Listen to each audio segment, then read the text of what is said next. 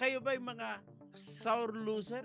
Hindi nakakaintindi? Ay walang iba, ang tinutukoy ni Toto Tirador ay walang iba kundi si Bam Aquino, si Kiko Pangilinan, si Risa Hontiveros at saka si Tito Soto. Puro mga bubo. Pasensya na. That is the most decent term I can call you. Pasensya na.